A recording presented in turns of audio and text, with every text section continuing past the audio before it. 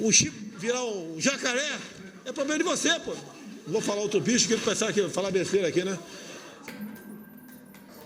Nós somos a referência na América Latina. Então, com todo respeito ao Supremo, tomou uma medida antecipada de vacina dele. Não vai ter para todo mundo.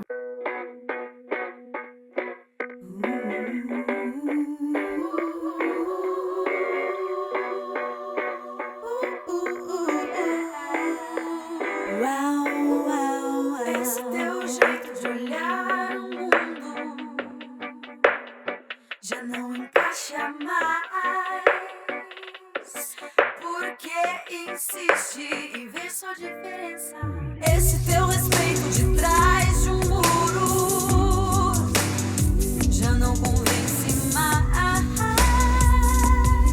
Porque abraça apenas suas crenças. Era riqueza, foi explorada, a segregação tanto evidente. Nunca tivemos direito de paz, por isso ficamos doentes. Carro do ano, televisão, Nelson Rodrigues tinha razão.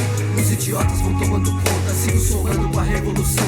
Quer evitar o que vou falar, sua trapaça não vai me brecar. Tem menos crime para viver, a segurança tem que mudar. Consciência humana tá bem dividida, pensando no like, ficou distraída. Molecada do baile se liga, agenda de um genocida. Sem arma de fogo, munido diverso, carrego meu peito e a orelha.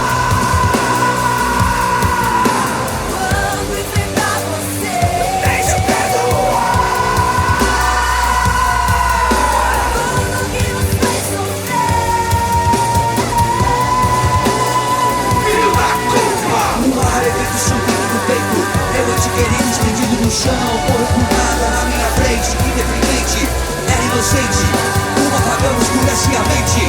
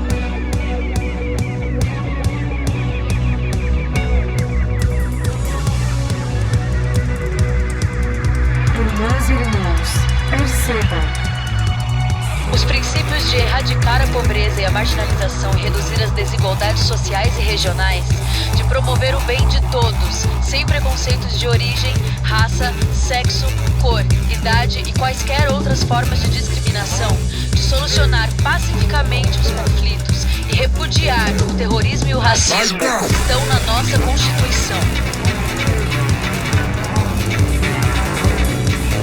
Conclusões preliminares, design de informações criam necessidades artificiais. Grandes corporações nos veem como uma cadeia de alimentos, nos devoram como uma nuvem de gafanhotos.